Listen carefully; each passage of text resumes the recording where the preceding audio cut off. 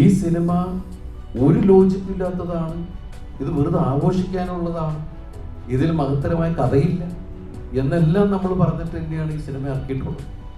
പിന്നെ അതിന് റിവ്യൂ പറഞ്ഞത് ഭയങ്കര അതിൻ്റെ എനിക്ക് മനസ്സിലാവുള്ള അതിൻ്റെ എന്താ, പക്ഷെ അങ്ങനെ പറഞ്ഞാലാണ് അവർക്ക് പൈസ കിട്ടുള്ളൂ. സത്യമാണ്, നമ്മൾ 150 രൂപ കൊടുക്കുമ്പോൾ ആ സിനിമ ഇഷ്ടമായോ ഇല്ലയെന്ന് തീരുമാനിക്കാനുള്ള ഇതൊക്കെ റൈറ്റ്സ് ഒക്കെ ഉണ്ട്. പക്ഷെ അത് അടിച്ചേൽപ്പിക്കുക എന്ന് പറയുമ്പോഴാണ് അതിൻ്റെ ഒരു സങ്കടം ഉണ്ടാവുക. ഒരു സിനിമ നന്നായാൽ ആ സിനിമ തിയേറ്ററിലേക്ക് ആളുകളെ കണ്ടെന്ന് ഓട്ടോറിക്ഷക്കാരന് വരെ അതിന് ഗുണം കിട്ടുന്നില്ല, തൊട്ടടുത്തുള്ള ചായക്കടയിലെ ആൾക്ക് ഗുണം കിട്ടുന്നില്ല. എത്രയോ ആൾക്കാരുടെ ഗുണങ്ങളെയാണ് ഒരു റിവ്യൂവിൻ്റെ പേരിൽ ഒരു സിനിമ പരാജയപ്പെട്ടു പോയിട്ടുണ്ടെങ്കിൽ ആ സിനിമയ്ക്ക് റിവ്യൂ ഭയങ്കര പോഷട്ടോ, അത് ഞങ്ങൾ പോയില്ല. നിങ്ങൾക്ക് എല്ലാവർക്കും അറിയാവുന്ന പോലെ പടം ഇറങ്ങിയതിന് ശേഷം ഭയങ്കരമായ റിവ്യൂ ബോംബിങ് തന്നെയായിരുന്നു ചിത്രത്തിനെതിരെ സോഷ്യൽ മീഡിയയിലെല്ലാം ഉണ്ടായിരുന്നു.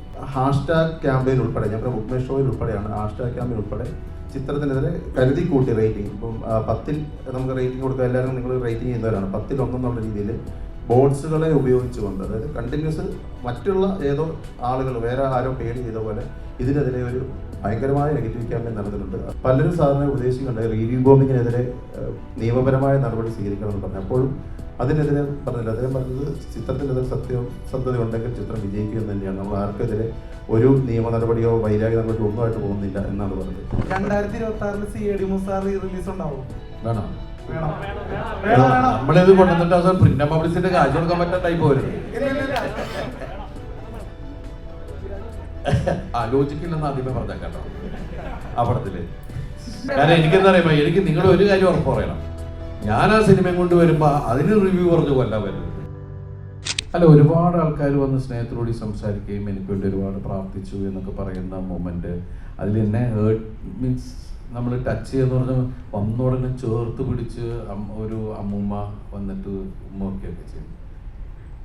മീൻസ് അതൊക്കെ നമുക്ക് എന്താ വെച്ചാൽ ഈ നേരെ കണ്ടിട്ടില്ല, ഒന്നുമില്ല, എന്നെ സ്ക്രീനിലൂടെ മാത്രം കണ്ട് നമ്മളോടുള്ള സ്നേഹം, നമുക്ക് വേണ്ടി പ്രാർത്ഥിക്കുന്ന ഒരുപാട് ആളുകൾ, ഇതെല്ലാം നമ്മൾ ചെയ്ത കഥാപാത്രങ്ങളിലൂടെ നമ്മളെ കണ്ട് ഇഷ്ടപ്പെട്ടിട്ട് ഇല്ലേ നമ്മുടെ ഒരു സിനിമ വന്ന സമയത്ത്. ഇപ്പം എന്നെ സംബന്ധിച്ച് ഞാൻ ഇത്രയും കാലം അഭിനയിച്ചാൽ ഏറ്റവും കൂടുതൽ ഇനീഷ്യൽ വന്ന എടുത്തു പറയേണ്ട പടങ്ങളിലൊന്നാണ് പപ്പ.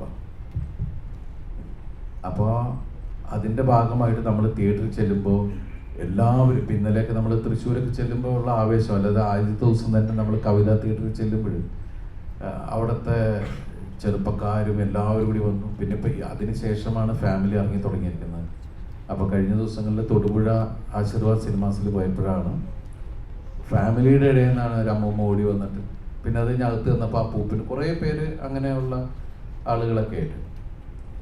അപ്പം അതൊക്കെ വലിയ സന്തോഷം ഉണ്ടാക്കുന്ന കാര്യം തന്നെ. കണ്ണെപ്പോഴും അറിയുന്ന അതൊക്കെ വലിയ സന്തോഷം ഉണ്ടാക്കുന്ന കണ്ണറിയലാണ്.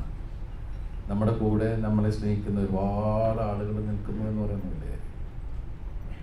റിയാസ്ക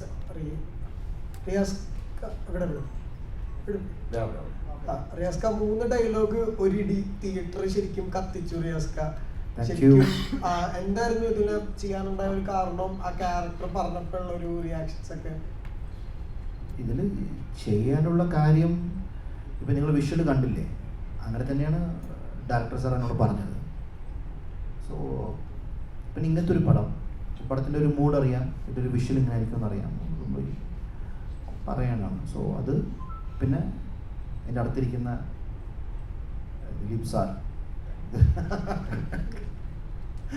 ദിലീപേട്ടനൊരു കാരണം. ഞാൻ ഏത് പടം ദിലീപേട്ടൻ പിടിച്ചാലും ഞാൻ അവിടെ ഓടിയെത്തിയിരിക്കും. അത് പണ്ട് പോലെ അങ്ങനെയാണ്. ശരിക്കും പറഞ്ഞാൽ ദിലീപേട്ട സൈഡാണ് റിയാസ്ക എന്ന് പറഞ്ഞപ്പോൾ ഞങ്ങൾക്ക് കുറച്ച് സന്തോഷമായില്ലേ? ഇനി എല്ലാം ദിലീപേട്ട സൈഡിൽ കൂടെ തന്നെ.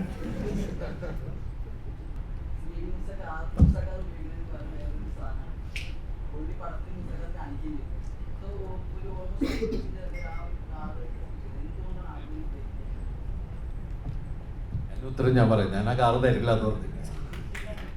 നമ്മൾ എടുത്തു വെച്ചേക്കത് സെക്കൻഡ് പാർട്ടിന് വേണ്ടേ. ദിലീപേട്ട ആ വണ്ടി ഓടൂല. അതാ ഞാൻ ആ വണ്ടി കൊണ്ടുപോയപ്പോൾ തന്നെ എഞ്ചിനെടുത്ത് മാറ്റി വെച്ച്. കാരണം അത് ഓടൂല എന്ന് പറഞ്ഞില്ല. ഇവരെന്ത് ചെയ്യും? മനസ്സിലായില്ലേ? സെക്കൻഡ് പാർട്ട് നമ്മളൊന്നുമില്ല, നമ്മൾ അതുവരെ കുറേ റെഫറൻസ് കാണിച്ചു. അവിടുന്ന് നമ്മുടെ പടത്തിൻ്റെതായ 2 വണ്ടികൾ എന്നുള്ള രീതിയിലാണ് ആ 2 വണ്ടി നമ്മളവിടെ കൊണ്ടുവന്നത്. അങ്ങനെയായിരുന്നു ആ ഐഡിയ. പിന്നെ കാട്ടിൻ്റെ അകത്തായിരുന്നല്ലോ അതിൻ്റെ ചേസും പേരുടെ. അപ്പോൾ കുറച്ച് ഓഫ് റോഡിലൊക്കെ പോകുന്ന രീതിയിലുള്ള നമ്മൾ ഉണ്ടാക്കുന്ന, നമ്മൾ ബിൽഡ് ചെയ്യുന്ന പോലത്തെ ഒരു വണ്ടി ഉണ്ടാവണം. ഈ പടത്തിലെ വണ്ടി എന്ന് അറിയപ്പെടാൻ പറ്റുന്ന രീതിയിലൊരു വണ്ടി ഉണ്ടാവണം എന്നൊരു ആഗ്രഹം ഉണ്ടായിരുന്നു.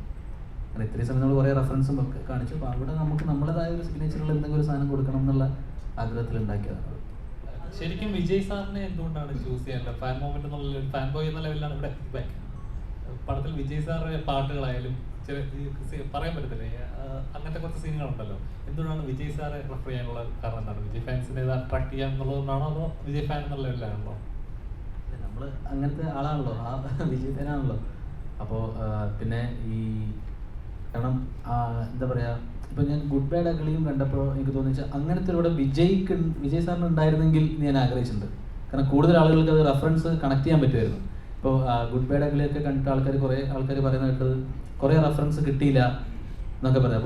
അപ്പോൾ അതൊരു വിജയ് സാറിൻ്റെ പടമാണെങ്കിൽ ഈച്ച് ആൻഡ് എവരി റെഫറൻസ് ആൾക്കാർക്ക് കണക്റ്റ് ആവും. അപ്പോൾ അത്രയും ആളുകളിലേക്ക് എത്തിയ ഒരു നടനാണ്, സ്റ്റാറാണ്. അപ്പോൾ ഞാൻ ആദ്യമായിട്ട് DVD കാണുന്ന പടം ഗില്ലിയാണ്. അപ്പം അന്ന് മുതലേ ഞാൻ മൂപ്പരുടെ ഫാനാണ്. ഡയറക്ടറിൻ്റെ അടുത്താണ് ഇവിടെയാണ്. ഡയറക്ടറിന് അഭിമാനിക്കാവുന്ന മുഹൂർത്തമാണ് ആദ്യ ദിവസം 7 കോടി എന്നുള്ളത്. എമ്പുരാനായിരുന്നു 10 കോടിയിൽ വന്നത്. സെക്കൻഡ് കേരളത്തിൽ ഏറ്റവും ക്രോസ് വന്ന സിനിമ 7 കോടി. പിന്നീടുള്ള ദിവസങ്ങൾ അത് 4 കോടിയിലേക്ക് വരുന്നു. അതിനുശേഷം വീണ്ടും തിങ്കളാഴ്ചയാകുമ്പോൾ വീണ്ടും സ്റ്റഡി ആവുന്നു. അതെന്താണെന്ന് പരിശോധിച്ചിരുന്നു. കാരണം മറ്റൊന്നും കൊണ്ടല്ല, ബോക്സ് ഓഫീസുമായിട്ട് ബന്ധപ്പെട്ട നമ്പറുകളായതുകൊണ്ടാണ് ഡിസ്ട്രിബ്യൂട്ട് സൈഡിൽ നിന്ന് ഒരു ഉത്തരം പറയാമെന്ന് കരുതിയത്. അതായത് ഡേ 1 7 കോടി രൂപയ്ക്ക് മുകളിൽ, പിന്നീട് അത് 4 കോടി ആ രീതിയിൽ, പിന്നെ 3 കോടി സ്റ്റെബിലൈസ് ചെയ്തു എന്ന് പറഞ്ഞു.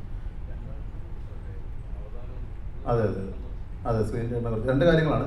7 കോടി നമ്മുടെ ടിക്കറ്റ് ബുക്കിംഗ് സ്റ്റാർട്ട് ചെയ്ത് ഫസ്റ്റ് മണിക്കൂർ തന്നെ നിങ്ങളെല്ലാം ശ്രദ്ധിച്ചിട്ടുണ്ടാവും. 17,000 ടിക്കറ്റ് എന്നുള്ള ഒരു റെക്കോർഡ് റേറ്റിൽ ടിക്കറ്റ് വിറ്റ് കഴിഞ്ഞാൽ ആദ്യത്തെ 1 മണിക്കൂറിൽ തന്നെ 24 ഹവേഴ്സിനുള്ളിൽ 1,77,000 ടിക്കറ്റ് ബുക്ക് മൈ ഷോ വഴി വിറ്റ് കഴിഞ്ഞു. ബുക്ക് മൈ ഷോ എന്ന് പറയുമ്പോൾ നമ്മൾ മനസ്സിലാക്കണം, കേരളത്തിലെ ഒരു 70% തിയേറ്ററുകളിലുള്ള ആപ്പാണ്. ബാക്കി സ്വന്തമായിട്ടുള്ള ആപ്പും ടിക്കറ്റും സൊമാറ്റോ പോലെ മറ്റ് ആപ്പുകളും ഉണ്ട്. അപ്പം അത് യഥാർത്ഥ കണക്കല്ല. അപ്പോൾ 1,77,000 ടിക്കറ്റ് 24 ഹവേഴ്സിൽ വിറ്റ് കഴിഞ്ഞു. 7 കോടിക്ക് മുകളിൽ ഡേ 1 പറഞ്ഞ പോലെ ഒരു ഹിറ്റ് നമ്പർ വന്നതിന് ശേഷം രണ്ടാമത്തെ ദിവസം 2 കാര്യങ്ങളാണ്. ഒന്ന്, അവതാർ എന്ന് പറയുന്ന ഒരു ഹോളിവുഡ് ചിത്രം വന്നു. അതുകൊണ്ട് തന്നെ നമ്മൾ 93 സ്ക്രീൻസ് രണ്ടാമത്തെ ദിവസം കട്ട് ചെയ്തു. ഒന്ന്.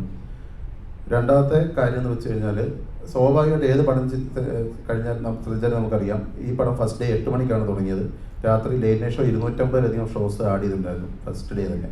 സെക്കൻഡ് ഡേ നമ്മൾ 8 മണിക്കല്ല, സ്വാഭാവികമായിട്ട് 10 മണി തൊട്ടാണ് ഫാൻ ഷോ ഒന്നും ഇല്ലാത്തതിനാൽ ആഡ് ചെയ്തത്. അപ്പോൾ അതിൻ്റെതായ ഒരു 20% ഷോസിൻ്റെ കൗണ്ടിലും കുറവ് വരും, 93 സ്ക്രീനിലും വരും. അതുകൊണ്ടാണ് 4 കോടി എന്നുള്ള സ്വാഭാവികമായ ഒരു പരിണാമം മാത്രമാണ് 4-ാം തീയതി പിന്നെ സ്റ്റെബിലൈസ് ചെയ്തു എന്നുള്ളത്. ഇപ്പോഴും പക്ഷേ നമുക്ക് പറയാൻ പറ്റുന്ന കാര്യം എന്ന് വെച്ചാൽ, നിങ്ങൾക്ക് എല്ലാവർക്കും അറിയാവുന്ന പോലെ പടം ഇറങ്ങിയതിന് ശേഷം ഭയങ്കരമായ റിവ്യൂ ബോംബിങ് തന്നെയായിരുന്നു ചിത്രത്തിനെതിരെ സോഷ്യൽ മീഡിയയിലെല്ലാം ഉണ്ടായിരുന്നു. റിവ്യൂ ബോംബിങ് ഭയങ്കരമായിട്ടുണ്ടായിരുന്ന ഒരു ചിത്രമാണ്. പക്ഷേ സാധാരണ ഇൻഡിപെൻഡൻ്റ് ആയിട്ടുള്ള ഇൻഡിവിജ്വൽ പ്രേക്ഷകരുടെ റെസ്പോൺസ് നിങ്ങൾ ഇൻസ്റ്റയിലായാലും ട്വിറ്ററിലായാലും ഫേസ്ബുക്കിലായാലും നോക്കിക്കഴിഞ്ഞാൽ വളരെ പോസിറ്റീവാണ്. പക്ഷേ കടുത്ത ഒരു റിവ്യൂ ബോംബിങ് നേരിട്ടൊരു സിനിമയാണ് എന്ന് പറയുന്നതിൽ യാതൊരു ഇതുമില്ല.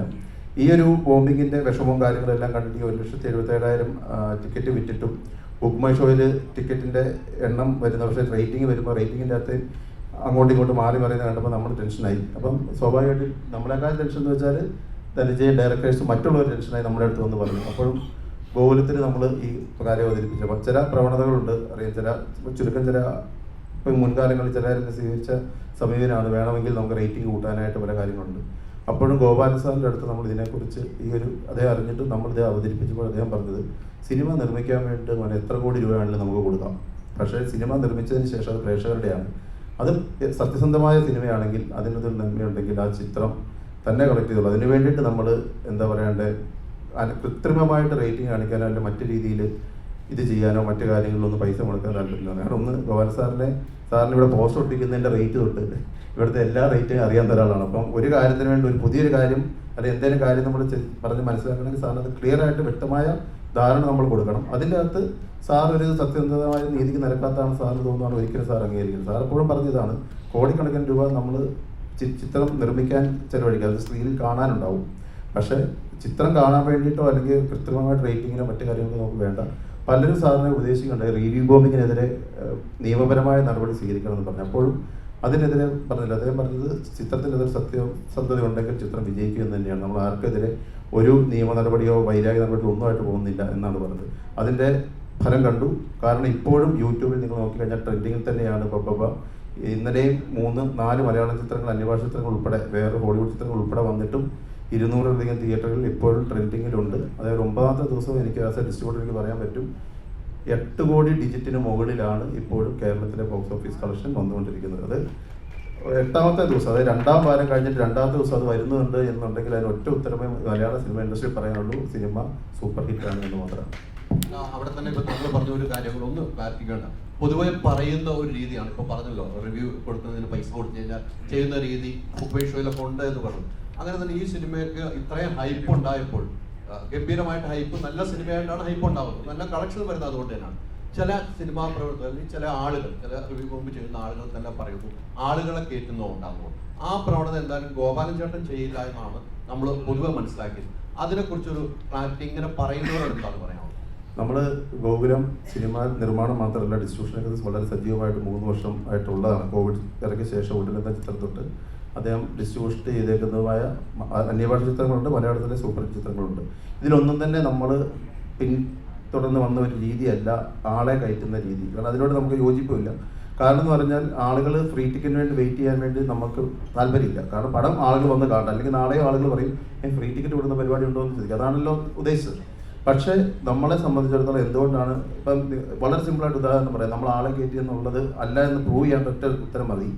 1,77,000 ടിക്കറ്റ് ബുക്ക് മൈ ഷോയിൽ പടം റിലീസാകുന്ന 24 ഹവേഴ്സിനുള്ളിൽ വിറ്റ ഒരു ചിത്രത്തിന് ഇപ്പം നിങ്ങൾ ബുക്ക് മൈ ഷോ നിങ്ങളുടെ ഫോണിലുണ്ട് നോക്കിയാൽ കാണാം 34,200 വോട്ടുകളാണ് ഇന്ന് വരെ ചെയ്തേക്കുന്ന ആളുകൾ.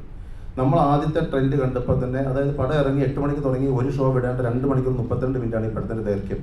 ഇൻ്റർവെൽ ഉൾപ്പെടെ ആദ്യം ആളുകൾ വെളിയിറങ്ങണേ 10 മണി കഴിഞ്ഞ് 40 മിനിറ്റിൽ ഇറങ്ങാൻ പാടുള്ളൂ. പക്ഷെ 9:45 ആയപ്പോഴാണ് പടത്തിൻ്റെ ഫുൾ റിവ്യൂ ഇവിടുത്തെ മിക്ക സ്ഥലങ്ങളിലും വന്നു തുടങ്ങി. അപ്പോൾ തന്നെ നമുക്ക് കാര്യം മനസ്സിലായി.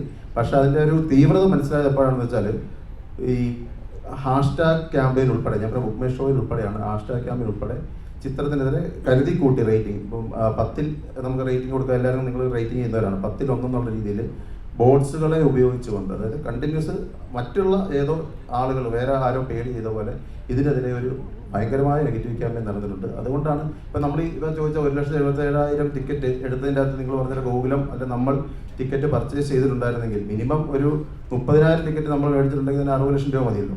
അത്രയും ടിക്കറ്റ് ഉണ്ടെങ്കിൽ നമുക്ക് ഈ വോട്ട് ഇട്ട് കഴിഞ്ഞാൽ നമുക്ക് 10 വേണം മേടിക്കാമായിരുന്നല്ലോ. നമ്മളത് ചെയ്തിട്ടില്ല. കാരണം നമ്മൾ ടിക്കറ്റ് മേടിക്കാൻ സ്വാഭാവികമായിട്ട് ആ ടിക്കറ്റിൻ്റെ വോട്ട് ഇടാനുള്ള അവകാശം നമുക്ക് തന്നെയല്ലേ. അപ്പോൾ അതിൽ നിന്ന് തന്നെ വ്യക്തമാണ് നമ്മൾ ഒരു ടിക്കറ്റ് പോലും ഈ പടത്തിന് വേണ്ടിയിട്ട് പർച്ചേസ് ചെയ്തിട്ടില്ല എന്നുള്ളത്. പക്ഷേ അതിൻ്റെ നിങ്ങൾ കൂടുതൽ റിവ്യൂവിലോട്ട് ഷോയുടെ താഴോട്ട് പോയി കഴിഞ്ഞാൽ അറിയാം, ബോർഡ്സിൽ നിന്നും I was on the movie എന്താ യാതൊരു സെൻസും ഇല്ലാത്ത രീതിയിലുള്ള റിവ്യൂ ഒക്കെയാണ് ആൾക്കാർ ഇത് തികയ്ക്കാൻ വേണ്ടി ഇട്ടേക്കുന്നത്. അപ്പോൾ അതുകൊണ്ട് നമുക്ക് മനസ്സിലായി നമ്മളിനി ഇപ്പറ നിന്നുകൊണ്ട് എത്ര ആളുകളുടെ സുഹൃത്തുക്കളോട് പറഞ്ഞ് റേറ്റിംഗ് ചെയ്ത് കഴിഞ്ഞാലും ആ ക്യാമ്പയിൻ ഒരിക്കലും വിജയിക്കില്ല. കാരണം അപ്പുറത്തെ പക്ഷം ഇത് മുന്നിട്ട് ഇറങ്ങിയിരിക്കുകയാണ്, കച്ചയായിട്ട് ഇറങ്ങിയിരിക്കുകയാണ് മനസ്സിലായതുകൊണ്ടാണ് ബുക്ക് മൈ ഷോ റിവ്യൂവിനെ കുറിച്ച് നമ്മൾ മൈൻഡ് ചെയ്യാതിരുന്നത്. അതുകൊണ്ട് തന്നെ നമുക്ക് 100% ഉറപ്പ് പറയാൻ പറ്റും, ഇപ്പോഴും ബുക്ക് മൈ ഷോയിൽ ചിത്രം ട്രെൻഡിങ് ആണ്. ചിത്രത്തിന് ഇപ്പോഴും കളക്ഷൻ ഉണ്ട്. ഇപ്പോഴും ഈവനിങ് ഷോ നിങ്ങൾ നോക്കിക്കഴിഞ്ഞാൽ എല്ലായിടത്തും വൺ ഡിമാൻഡ് തന്നെയാണ് ചിത്രത്തിനുള്ളത്. അതുകൊണ്ട് ചിത്രം സൂപ്പർ ഹിറ്റിലേക്ക് മാറിക്കൊണ്ടിരിക്കുകയാണ്. ഇനിയും വരാനുള്ള 2 ആഴ്ചകളിൽ നമുക്ക് 100% ഉറപ്പുണ്ട്. കാരണം ക്രിസ്മസിന് നമുക്ക് ഏത് സീസൺ ആയാലും നമുക്ക് വേണമെങ്കിൽ സേഫ് സോൺ ആയിട്ട് ഡിസംബർ 25 ഈ പടം റിലീസ് ചെയ്താൽ മതിയായിരുന്നു.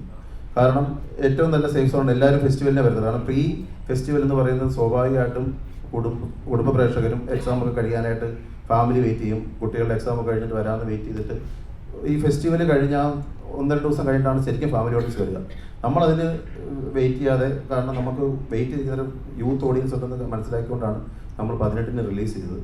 ഇനി യഥാർത്ഥ ഫാമിലി ഓഡിയൻസ്, നമ്മൾ വിശ്വസിക്കുന്ന, നമ്മൾ പ്രതീക്ഷിക്കുന്ന ദിലീപേട്ടൻ്റെ സപ്പോർട്ട്, അല്ലെങ്കിൽ ദിലീപേട്ടൻ്റെ എപ്പോഴത്തെയും സ്ട്രോങ് ഫോർട്ടായിട്ടുള്ള ഫാമിലി ഓഡിയൻസ് ചിത്രത്തിന് ഇറങ്ങി തുടങ്ങിയിട്ടേ ഉള്ളൂ. അവർ ഇന്നും നാളെ ഈ വരുന്ന വീക്കെൻഡുകളിൽ തീർച്ചയായും ചിത്രത്തിലെത്തി ചിത്രങ്ങൾ മറ്റൊരു ലെവലിലേക്ക് ഈ ചിത്രത്തെ കൊണ്ടുപോകും. 50 കോടിയിൽ നിന്നും 100 കോടി ക്ലബ്ബ് വിദൂരമല്ല എന്നുള്ള 100% കോൺഫിഡൻസിലാണ് നമ്മൾ എല്ലാവരും നിൽക്കുന്നത്. ദിലീപേട്ട അതിൽ നിന്ന് ചോദിക്കുകയാണ്, ഇപ്പൊ റിവ്യൂ ബോംബിങ്ങിന്റെ കാര്യം തീരുമാനിക്കുന്നത് വിജയിപ്പിക്കുന്നതും തോൽപ്പിക്കുന്നതുമല്ല. പക്ഷേ ഒരു നോർമൽ ഓഡിയൻസ് ഉണ്ട്, ഒരു മിഡിൽ ക്ലാസ്സിലുള്ള അല്ലെങ്കിൽ ഒരാളുടെ റിവ്യൂ കേട്ടിട്ട് എന്നാൽ കൊള്ളാമെങ്കിൽ ടിക്കറ്റ് എടുത്ത് കാണുന്ന പ്രേക്ഷകരുണ്ടാവും.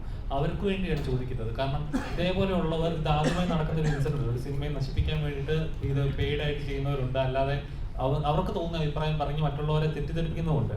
അവർക്ക് വേണ്ടിയിട്ടും അല്ലെങ്കിൽ സിനിമ കാണാൻ ആഗ്രഹിക്കുന്ന പ്രേക്ഷകർക്ക് വേണ്ടി ദിലീപ് എന്താണ് പറയുക? ദിലീപേട്ടന് എന്താ പറയാനുള്ളത്? എൻ്റെ സിനിമ ഇറങ്ങിക്കഴിഞ്ഞാൽ ഈ പരിപാടി തുടങ്ങിയിട്ട് കുറേ കാലമായി. ലാസ്റ്റ് ഇറങ്ങിയത് ഇതിനു മുമ്പ് ഇറങ്ങിയ സിനിമയാണ് പ്രിൻസ് ആൻഡ് ഫാമിലി. ആ സിനിമയും സംഭവിച്ചത് നിങ്ങളെല്ലാം കണ്ടതാണ്. പക്ഷെ ആ സിനിമ കണ്ട ആളുകളാണ് അവർക്കെതിരെ ഭയങ്കരമായിട്ട് രോഷാകുലരാവുകയും ഈ സിനിമയെ മോശമാക്കുന്നതിനെതിരെ പ്രതികരിച്ച് നമ്മളാരുമല്ല, പ്രേക്ഷകരാണ് പ്രതികരിച്ചത്. ഈ സിനിമ ഒരു ലോജിക്കും ഇല്ലാത്തതാണ്, ഇത് വെറുതെ ആഘോഷിക്കാനുള്ളതാണ്, ഇതിൽ മഹത്തരമായ കഥയില്ല എന്നെല്ലാം നമ്മൾ പറഞ്ഞിട്ട് തന്നെയാണ് ഈ സിനിമ ഇറക്കിയിട്ടുള്ളത്. പിന്നെ അതിന് റിവ്യൂ പറഞ്ഞത് ഭയങ്കര അതിൻ്റെ എനിക്ക് മനസ്സിലാവുള്ള അതിൻ്റെ എന്താ. പക്ഷെ അങ്ങനെ പറഞ്ഞാലാണ് അവർക്ക് പൈസ കിട്ടുള്ളൂ. അത് കാണാൻ അവർക്ക് എത്ര ആളുകൾ അതിൻ്റെ ഉണ്ടാവും, അതിന് അവർക്ക് ഓരോ ക്ലിക്കിലും അവർക്ക് കിട്ടുന്നത് ഡോളേഴ്സാണ്. അപ്പം അതിന് വേണ്ടിയിട്ട് അവർ ഈ സിനിമ കൊണ്ട് തന്നെയാണ് അവർ ജീവിക്കുന്നത്. പക്ഷേ നമ്മളുടെ സിനിമകളെ സ്നേഹിക്കുന്ന ആൾക്കാർ അല്ലെങ്കിൽ നമ്മുടെ സിനിമയിൽ വിശ്വാസമുള്ള ആൾക്കാർ ഭൂരിഭാഗം ആൾക്കാരും അതൊന്നും ശ്രദ്ധിക്കാതെ തിയേറ്ററിലേക്ക് വരുന്നുണ്ട്. നമ്മളെപ്പോഴും ശ്രദ്ധിക്കേണ്ടത് നമ്മളെന്ത് കഴിക്കണം, നമ്മളെന്ത് കാണണം, നമ്മളെന്ത് വാങ്ങണം എന്നുള്ള പല പരസ്യങ്ങളും നമ്മൾ കാണും. അതിൽ നിന്ന് നമ്മൾ അതിലേക്ക് പൂർണ്ണമായി പോയി അഡിക്റ്റ് ആകുമ്പോഴാണ് കുഴപ്പങ്ങൾ സംഭവിക്കുക. അതെല്ലാം കാണാം, കേൾക്കാം, പക്ഷേ എന്ത് ചെയ്യണം അല്ലെങ്കിൽ എന്ത് എടുക്കണം, എന്ത് കാണണം, എന്ത് കളയണം എന്നൊക്കെ തീരുമാനിക്കേണ്ടത് നമ്മൾ തന്നെയായിരിക്കണം. അത് നമ്മുടെ വ്യക്തിത്വത്തെ ബാധിക്കുന്നൊരു കാര്യമാണ്. ഇല്ലെങ്കിൽ വേറെ ആൾ പറയുന്നത് കേട്ട് പോയി കഴിഞ്ഞാൽ അവസാനം നമ്മൾ വെറുതെ ഒരു വെജിറ്റബിൾ ടൈപ്പ് പോകുന്ന ഒരാൾക്കാരായി മാറിപ്പോകും.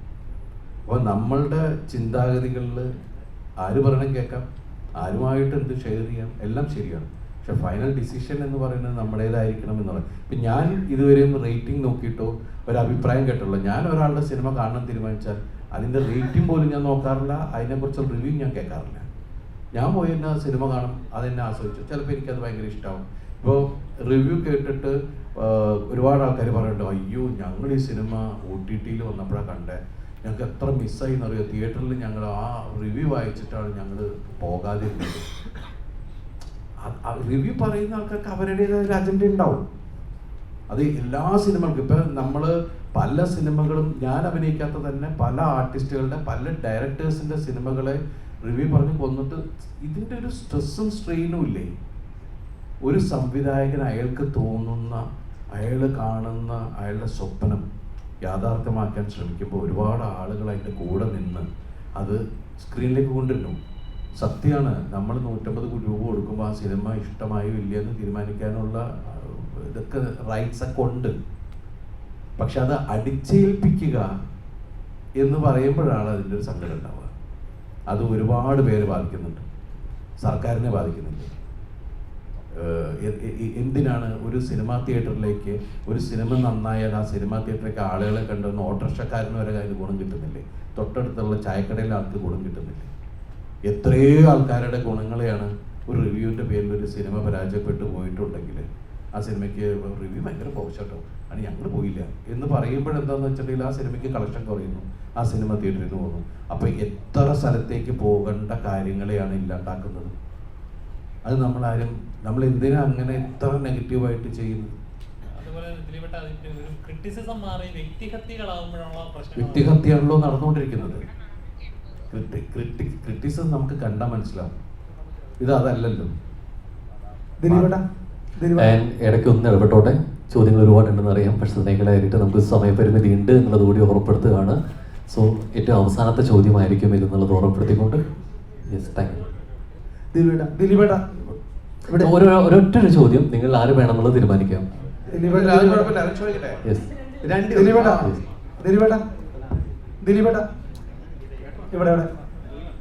ദിലീപേട്ട, ലോജിക് ഇല്ലാതെ കണ്ട് ആഘോഷിക്കേണ്ട സിനിമയാണ് ബബ്ബ ബബ്ബ അല്ല ബബ്ബ എന്ന് പറയുമ്പോ സോറി അർത്ഥം കണ്ടുപോയി ഭയം, ഭക്തി, ബഹുമാനം. പിന്നെ അടുത്ത ബായിക്ക് സർ ബബ്ബ എന്ന് പറയുമ്പോൾ ദിലീപേട്ടൻ്റെ ഓർമ്മകളെ ഒരു 22 വർഷങ്ങൾക്ക് മുമ്പോട്ട് ഞാൻ ക്ഷണിക്കുകയാണ്. അന്ന് സോഷ്യൽ മീഡിയ, അതായത് ഇൻസ്റ്റാഗ്രാം, ഫേസ്ബുക്ക്, യൂട്യൂബ് ഒന്നുമില്ലാതിരുന്ന സമയത്ത് കൊച്ചുകുട്ടികൾ മുതൽ അപ്പനപ്പൂപ്പന്മാർ വരെ ലോജിക്ക് നോക്കാതെ തിയേറ്ററിലേക്ക് വന്ന് കണ്ട് വിജയമാക്കിയ മലയാളത്തിലെ ഏറ്റവും വലിയ ബ്ലോക്ക് ബസ്റ്ററിലെ നായകനാണ് ദിലീപേട്ടൻ. ജോണി ആന്റണി ചേട്ടന്റെ ഫസ്റ്റ് പടം CID മൂസ. സത്യമാണ്. അതെ.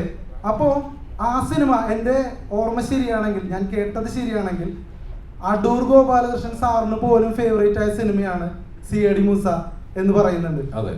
ഓക്കെ. അപ്പോൾ ആ സിനിമയുടെ ഒരു റെസിപ്പി എന്തായിരുന്നു? കാരണം അതും ലോജിക്ക് നോക്കാതെ അല്ലെങ്കിൽ കോമൺ സെൻസ് ഒന്നും വെക്കാതെ കാണേണ്ട ഒരു സിനിമയാണ്. ദിലീപേട്ടൻ ഏതോ ഒരു പ്രസ് മീറ്റിൽ, അന്നത്തെ ഏതോ സ്റ്റുഡൻസ് ഓൺലി പ്രോഗ്രാമിൽ പറയുന്നുണ്ട് കാർട്ടൂൺ പോലെ കാണേണ്ട ഒരു സിനിമയാണെന്ന്. അപ്പോൾ ആ സിനിമയും ഈ സിനിമയും തമ്മിൽ കമ്പയർ ചെയ്യണം എന്നല്ല, എന്തായിരുന്നു CID മൂസയുടെ ഒരു പ്രത്യേകത? CID മൂസ എന്ന് പറഞ്ഞ സിനിമ നമ്മൾ ആദ്യം തന്നെ കൊടുത്തത് ടേസ്റ്റ് ദ ബ്ലണ്ടർ എന്നാണ്. ബ്ലണ്ടറാണ്. ഇപ്പം എനിക്ക് എൻ്റെ ചെറുപ്പകാലത്ത് എനിക്ക് തോന്നിയിട്ടുള്ളത്, പാരച്യൂട്ടിൽ ആൾക്കാരെ ഇറങ്ങാൻ കണ്ടപ്പോൾ എനിക്ക് തോന്നിയിട്ടുണ്ട് 3-4 കുട കൂട്ടി വെച്ചിട്ട് ചാടിയ കറക്റ്റാവില്ലെന്ന്. നമ്മുടെ വിഡിത്തങ്ങളായ ചിന്തകളാണ്. അങ്ങനെയുള്ള കാര്യങ്ങൾ വെച്ചിട്ടാണ് ആ സിനിമയിൽ പറഞ്ഞ ഒരുപാട് ഡയലോഗ്സുകൾ ശരിക്കും പറഞ്ഞിട്ടുണ്ടെങ്കിൽ നമ്മൾ മറ്റേ എന്താണ് ഓവറാക്കണ കാര്യം പറഞ്ഞു, എല്ലാം ഓവറാക്കിയല്ലേ ആളുകൾ ശ്രദ്ധിക്കുള്ളൂ എന്നൊക്കെ പറയുന്ന രീതിയിലുള്ള ഡയലോഗ്സുകൾ, അങ്ങനെ ഒരുപാട് സാധനങ്ങൾ അതിനകത്ത് വന്നിട്ടുണ്ട്. ഇപ്പം എനിക്ക് തോന്നുന്നത് ഇതിനകത്ത് നമ്മൾ ചില ആൾക്കാർ പുഴുവ് കടിക്കൂലേ, പുഴുവ് കടിക്കുന്ന സമയത്ത് അല്ലെങ്കിൽ ഒന്ന് തള്ളാൻ നിൽക്കുന്ന സമയത്ത് എനിക്ക് തോന്നിയത് ലാലേട്ടൻ ഇതിനകത്ത് പറയണ്ടായി ജയ എന്ന് പറയുമ്പോൾ ഒരു ബ്ലോക്കിന് ജയ. ഈ ജയ എന്നുള്ള പേര് മിക്കവാറും ആൾക്കാരെ എടുത്തിട്ട് എന്തെങ്കിലും പറയും ജയ എന്ന് പറയാവുന്ന സാധനങ്ങൾ പോലുള്ള എനിക്ക് മീൻസ് പുള്ളി പെർഫോം ചെയ്യുന്ന സമയത്ത് എനിക്ക് തോന്നിയിട്ടുണ്ട് നമ്മളെല്ലാം ഇനി ഭാവിയിലേക്ക് ചിലപ്പോൾ ഇതെടുത്ത് യൂസ് ചെയ്യുന്നു.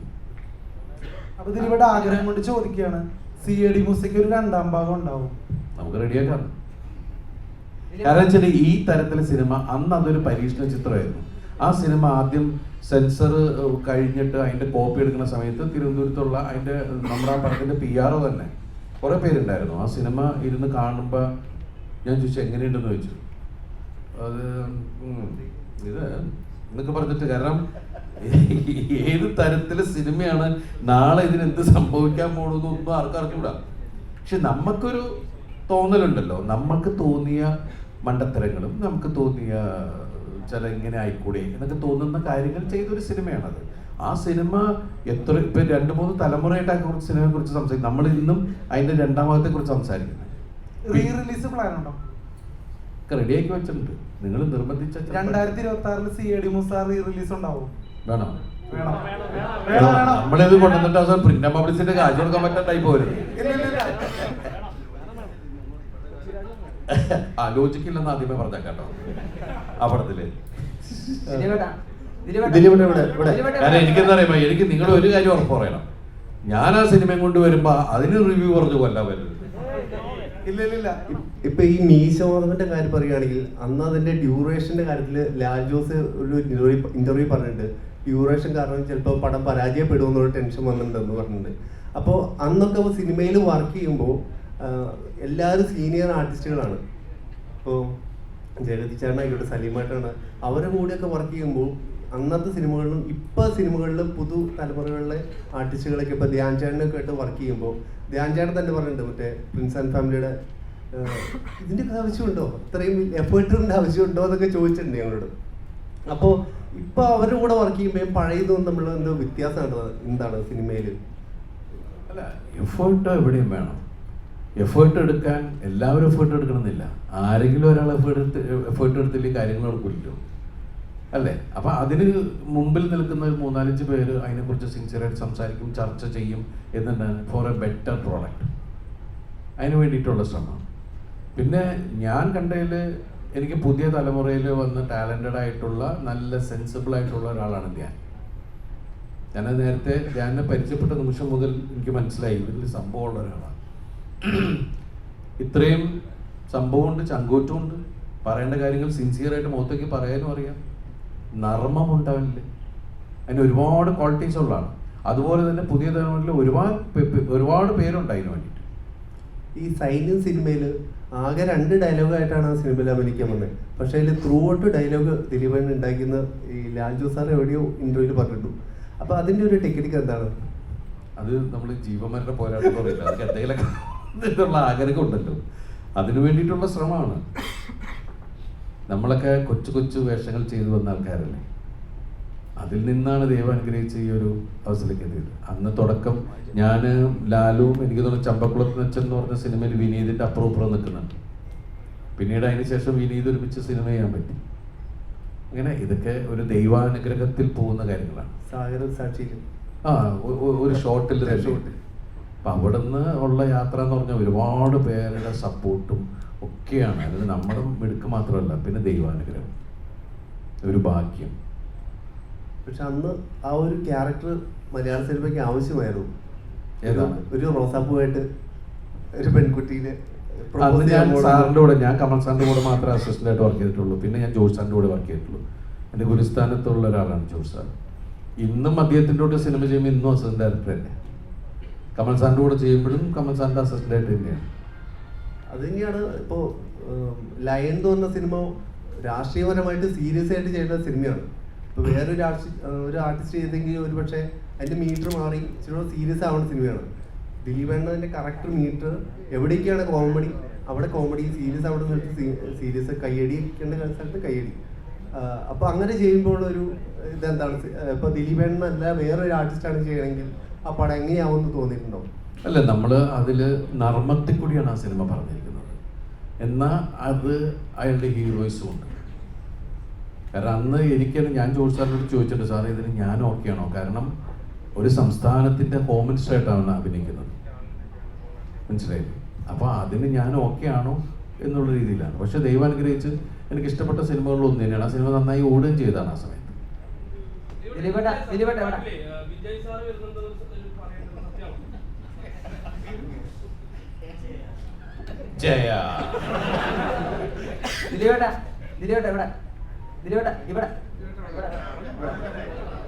ഇതില് ബബബയില് ഗോപാൽ സാർ അഭിനയിച്ചിട്ടുണ്ട്.